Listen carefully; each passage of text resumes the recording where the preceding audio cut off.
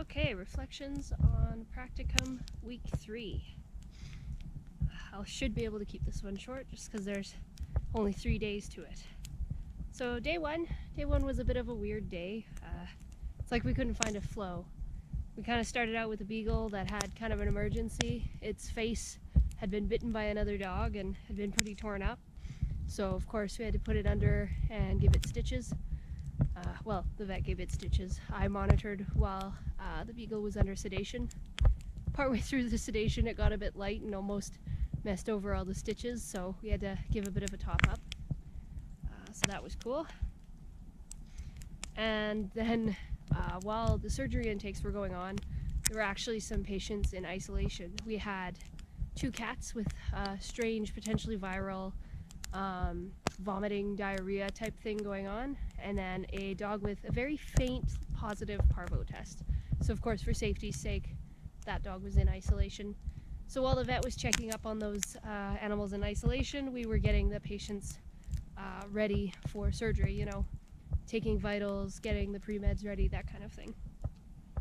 After the vet came out of the isolation ward and was all cleaned up, there was actually a cat that came in. It was an emergency with like very sudden fever, like 40.2 Celsius. And yesterday apparently the cat was fine, and it just suddenly had these nasty symptoms. Later it vomited and had diarrhea, and it had weird respirations, like very fast and shallow. It wasn't very good. We placed an IV catheter, we gave it fluids, we tried to support it as best we could, but we didn't end up really figuring out what was going on with it, and it was a DNR, so did not resuscitate. So when it stopped breathing, there wasn't much we could do. And I think that was a difficult one because you always want the patients to leave healthier than when they came, and in that case there wasn't much we could do, and it came on so fast that we just didn't have time to treat the patient. We collected blood, the white blood cells were very low, and we did x-rays, but nothing showed up on the x-rays really. So that was a mystery, a very sad mystery, unfortunately.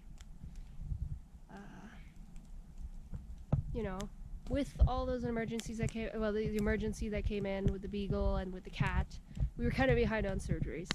So we did our best, and we were going through the surgeries, and they went and pre-medded one of the cat spays, and about 10 minutes later, we check them periodically, and we check 10 minutes later, she's not sedated at all. She's awake, like we didn't even inject her. So then we were like, okay, that's weird. Well, we'll do this other procedure instead. It was a neuter, and check on her, see if it was just a delayed kind of reaction. Well, we check on her a little while later after the neuter, still not sedated at all, wide awake. So they decide, okay, we'll pre-med her now and do another procedure, and hopefully her pre-med will have kicked in. They give her it again, and for sure both of these doses got in the muscle, and nothing happened. She's wide awake, like nothing's going on. We're like, well, that's weird. So for that one, we ended up having to bundle this cat up. It was also a fractious cat, which is so helpful. Bundle this cat up in a towel and actually give alfaxolone IV to get her to sedate.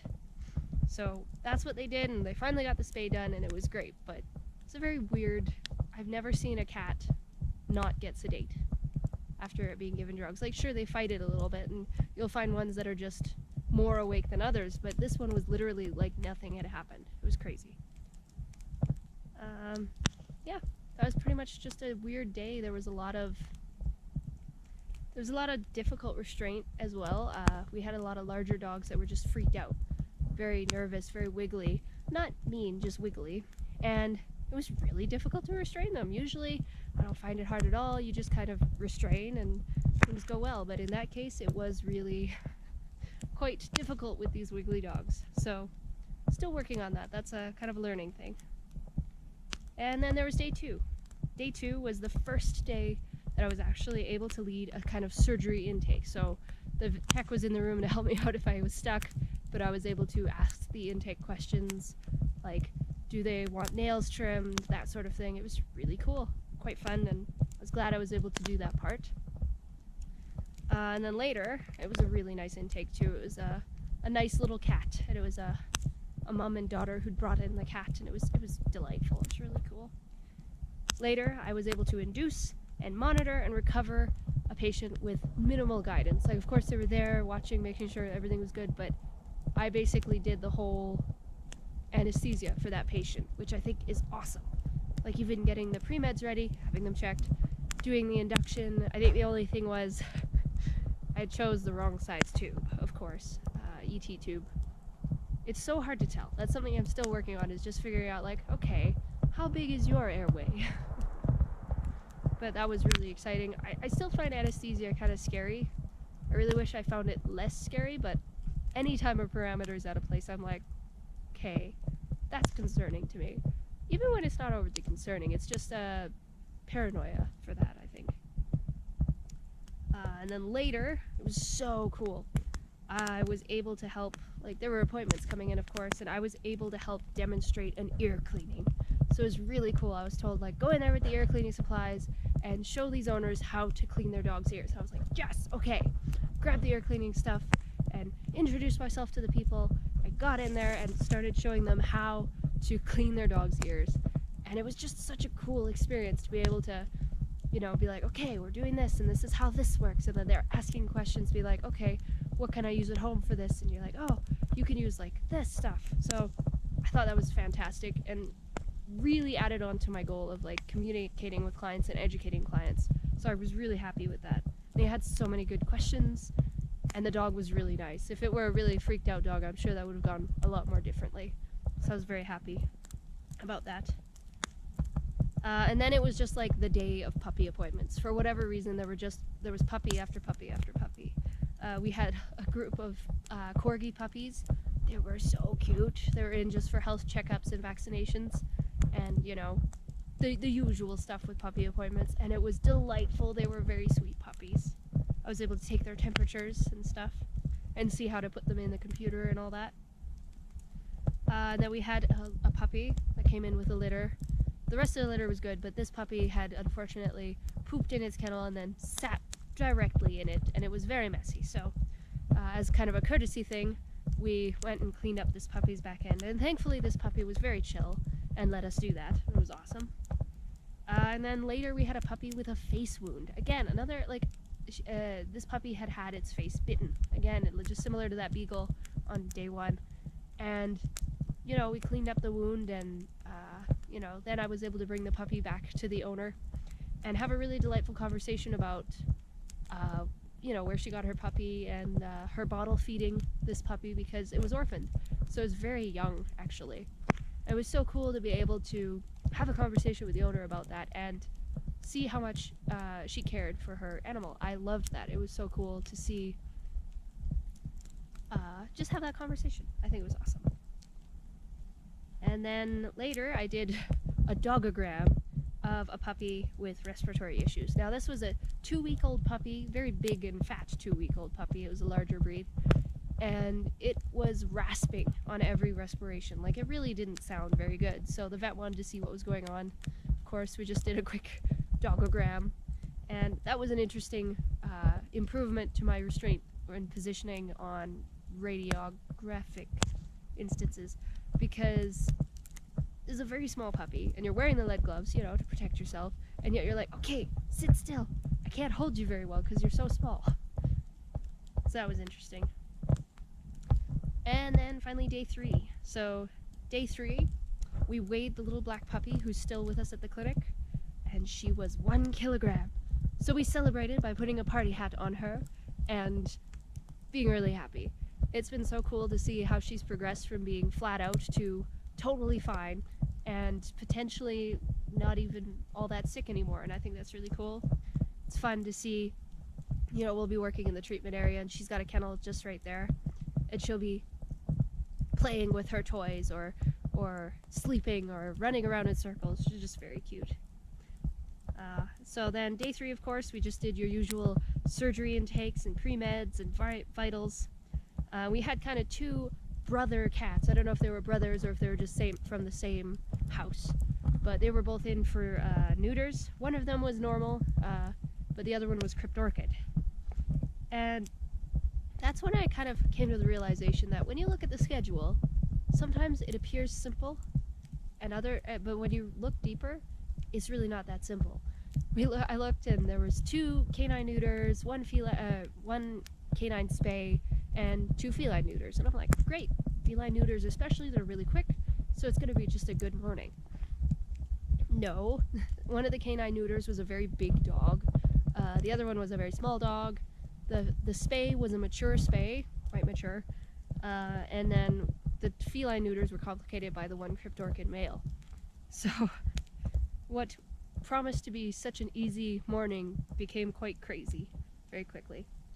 So in the midst of all of this getting ready in the morning, a dog came in also for progesterone, so I was able to draw the blood for that and run the progesterone myself, which is so cool. I need a little help here and there, but being able to run the analyzers now versus not being able to run them is really good, and it helps free people up so much. Then I also got to do blood work for one of our neuters because one of the owners said yes to blood work, which was great. And we did a CBC and a chem, and it was really great. It looked good.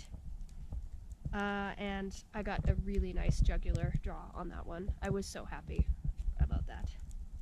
And then in the middle of the morning, doing these surgery setups, we also had a 14-year-old cat drop off.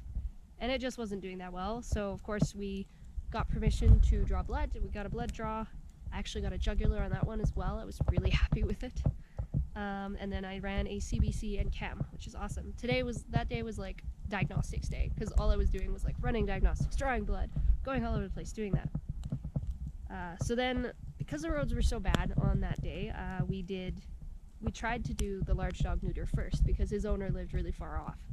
So we like blitzed that out in record time and got that done. It was really awesome. And then we moved on to the cryptorchid cat, because we figured, okay, that's going to be a time waster, and that lets us know like when people should be taking their lunches and stuff after we're done that. So I'm in the treatment room just prepping for the next thing, and I'm, they're in the surgical suite doing this cryptorchid surgery, and all of a sudden I hear the vet say, "Oh my goodness," and I'm like, "Oh crap, there's something wrong with the patient." Like, so I'm like headed over there to see what's going on, and she goes, "I found it." She was just very excited that she had found the testicle in the abdomen, so that was great, and we moved on, and there was no problem with the patient, which was awesome, but it gave me a heart attack at first. And then we had CBC. I was able to run a CBC and chem on another dog, and this dog, its blood work showed that it was dehydrated, so the same dog I got to place like hospital IV fluids, which was so cool, like IV catheter, but then with fluids attached, with the little bandage and with the cone. So that was a really great experience. The dog was very wiggly. It really did want to get away. And then later we're doing appointments.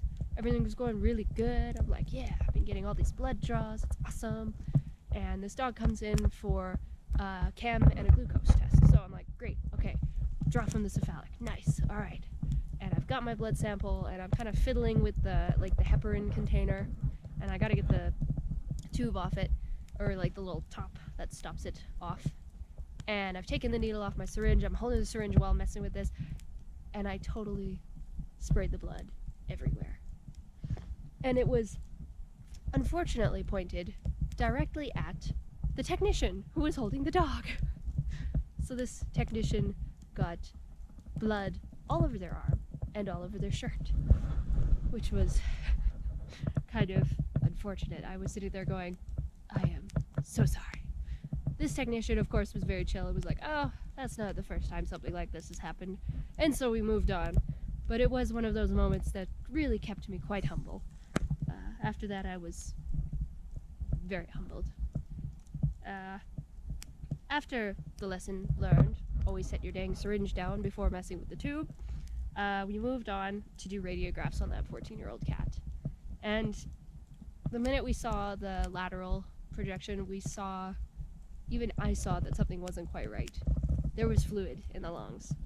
So immediately after getting that x-ray on that cat, we of course did a thoracocentesis and retrieved a sort of bloody fluid. And the vet kind of showed the x-ray to the owner and showed the fluid to the owner as well. They had a talk. And then after that, I was sent home a little early because I'd taken a short lunch and the roads were really crappy. Hopefully, I will then work the next 2 Saturdays because this last Saturday the roads were too bad.